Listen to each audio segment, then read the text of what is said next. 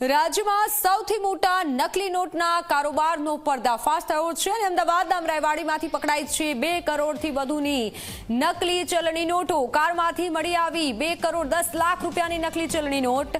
સત્યમ ફાઉન્ડેશનની કારમાંથી આ નકલી નોટો મળી આવી છે અને આ નકલી નોટો કરોડો રૂપિયાની છે. નકલી નોટના કારોબારમાં સદગુરુ પ્રદીપજીનું નામ ખુલ્યું છે. સત્યમ યોગ ફાઉન્ડેશનના સ્થાપક છે સદગુરુ પ્રદીપજી. સુરતના ધોરણ પારડી ગામમાં આવેલું છે સદગુરુનું આશ્રમ. પોલીસે સદગુરુ પ્રદીપજીની અટકાયત કરી લીધી છે. હાલ અમદાવાદમાં કારમાં સવાર એક વ્યક્તિ, એક મહિલા સહિત 6 લોકોની હાલ પોલીસે ધરપકડ કરી છે. ફાઉન્ડેશનથી સેવાના નામે ચાલતો હતો આ કારોબાર. સેવાના કાર્યો પાછળ નકલી નોટનો ધંધો ચાલતો હોવાની માહિતી મળી છે. આ નકલી નોટો સુરતના આશ્રમમાં છપાઈ હતી કે નહીં તેની પણ તપાસ થઈ રહી છે. 2.10 કરોડની નકલી નોટ કોને આપવાની હતી, ક્યાં મોકલવાની હતી તે તપાસનો વિષય છે.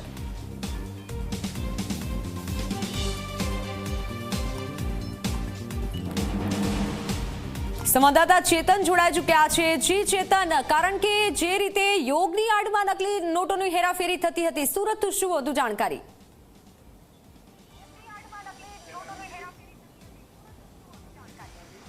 જી બિલકુલથી દેશનું સૌથી મોટું નકલી નોટનું જે કૌભાંડ છે તે અમદાવાદ ક્રાઇમ બ્રાન્ચ દ્વારા ઝડપી પાડવામાં આવ્યું છે. મહિલા સહિત 6 લોકોની જે છે તે ધરપકડ કરવામાં આવી છે. સૌથી મહત્વની વાત છે કે અમદાવાદ ક્રાઇમ બ્રાન્ચે 2.10 કરોડની જે નકલી નોટો ઝડપી પાડી છે. તે પૈકી 80 લાખની જે નકલી નોટ છે તે સુરતના કામરેજ વિસ્તારમાંથી ઝડપી પાડવામાં આવ્યું છે. જે સત્યમ યોગ ફાઉન્ડેશનનો જે આશ્રમ છે તે આશ્રમમાંથી આ નકલી નોટ જે છે તે ઝડપી પાડવામાં આવી છે. 24 કલાક પર એક્સક્લુઝિવ જે દ્રશ્યો છે તે આપણા સુધી પહોંચાડવાનો પ્રયાસ કરીશ. અહીં જે મુકેશભાઈ પટેલ નામનો જે મકાન માલિક છે તે મકાન માલિક રહેતો હતો અને અહીંથી જ એવી વાત છે કે જે નકલી નોટ છે તે અહીં છાપવામાં આવતી હતી. ઘરે જ ઝેરોક્સ મશીન રાખવામાં આવતું હતું અને ખાસ કરીને જે નકલી નોટ છે તે અહીં છાપતા હોવાનું જે હકીકત છે તે સામે આવી છે.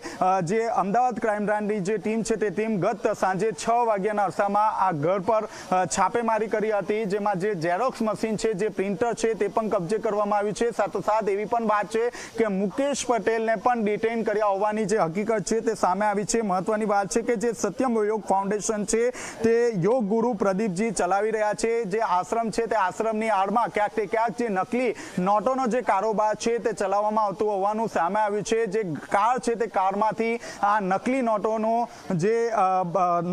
જે છે તે કબજે કરવામાં આવી છે. હાલ તો મહિલા સહિત 6 લોકોની ધરપકડ કરવામાં આવી છે. સાથોસાથ મહત્વની વાત છે કે જે ગાડી જ્યારે બહાર હેરાફેરી માટે જતી હતી ત્યારે આ ગાડી ઉપર આયુષ મંત્રાલયનો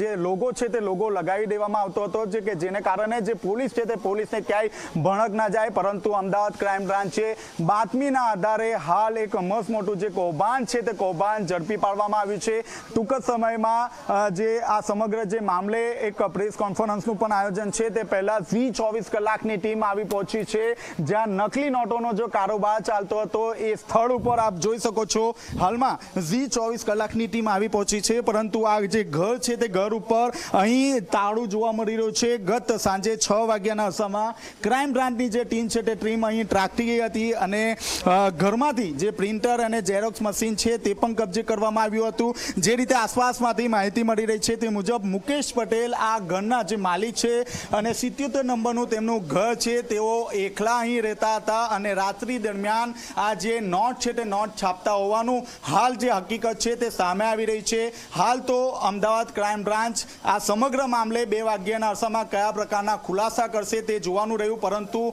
જે યોગ ગુરુ છે તેમને વર્ષ 2018માં પણ સુસાઇડ એટેમ્પનો એક પ્રયાસ કરવામાં આવ્યો હતો. જેમાં 6 થી વધુ જે લોકો છે તે લોકો બ્લેકમેલિંગ કરતા હોવાનો આરોપ કરવામાં આવ્યો હતો અને ત્યારબાદ પોલીસ ફરિયાદ પણ નોંધાઈ હતી.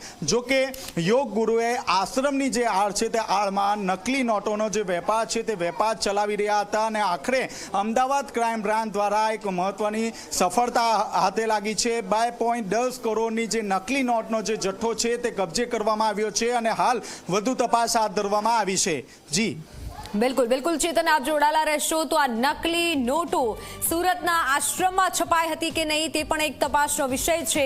અને અમારા સંવાદદાતાએ જે દ્રશ્યો તમામ બતાવ્યા ત્યાંથી મશીન જે મળી આવ્યું છે અને નકલી નોટો છપાતી હતી. હાલ તો પોલીસ તપાસ કરી રહી છે, અટકાયત કરી લીધી છે. પણ મોટો સવાલ એ પણ છે કે આ નેટવર્ક ક્યાં સુધી પહોંચેલું છે અને તમામ લોકો જોડે જે અત્યારે નકલી નોટો છે કે નહીં, કારણ કે અત્યારે જે તમામ નોટો ફરી રહી છે તે શું નકલી